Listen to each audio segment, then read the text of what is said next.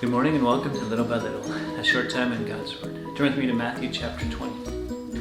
For the kingdom of heaven is like a master of a house who went out early in the morning to hire laborers for his vineyard. After agreeing with the laborers for a denarius a day, he sent them into his vineyard. And going out about the third hour, he saw others standing idle in the marketplace. And he said to them, "You go into the vineyard too, and whatever is right I will give you." So they went.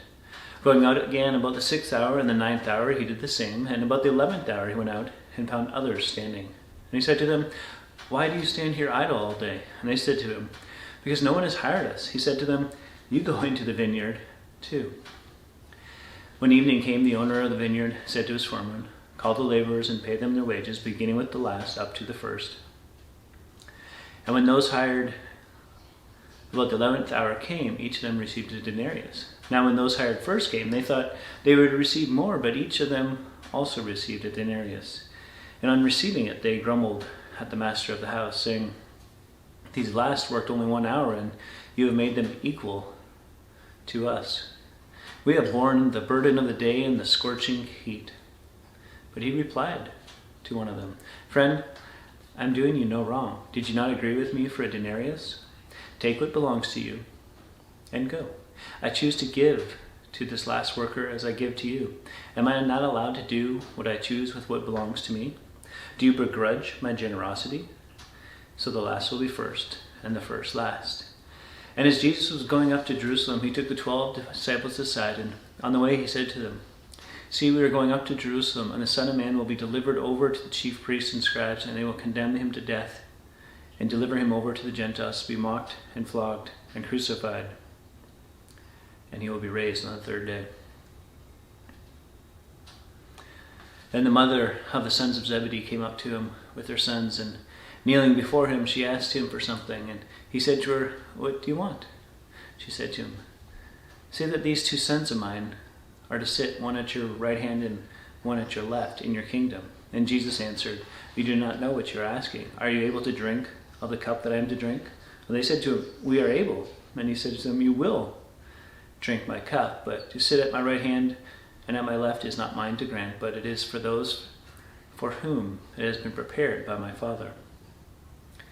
When the 10 heard it, they were indignant at the 2 brothers. But Jesus called them to him and said, "You know that the rulers of the Gentiles lord it over them, and their great ones exercise authority over them. It shall not be so among you, but whoever would be great among you must be your servant, and whoever would be first among you must be your slave. Even as the Son of Man came not to be served, but to serve and to give his life as a ransom for many." Since they didn't really understand that Jesus was talking literally in regard to suffering, dying, and rising again, they continued to move forward with earthly plans and with earthly thoughts. And so the mother of James and John approaches Jesus, asking if her sons can sit at the right hand and at the left hand of Jesus in his kingdom. And he says, "You don't know what you're asking. Can you drink the cup I'm about to drink? Can you handle the suffering, all that's coming?" They're like, "Oh yeah, we can handle it."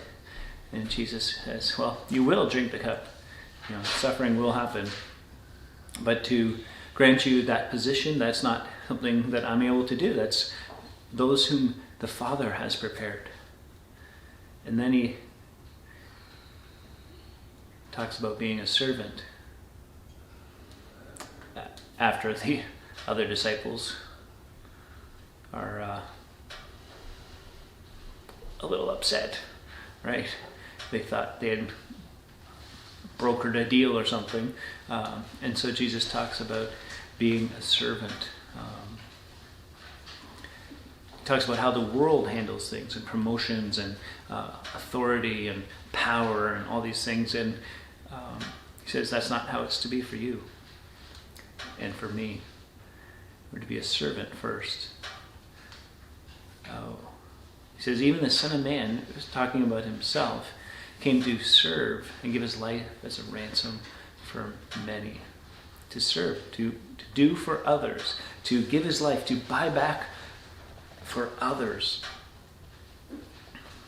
You want to be great?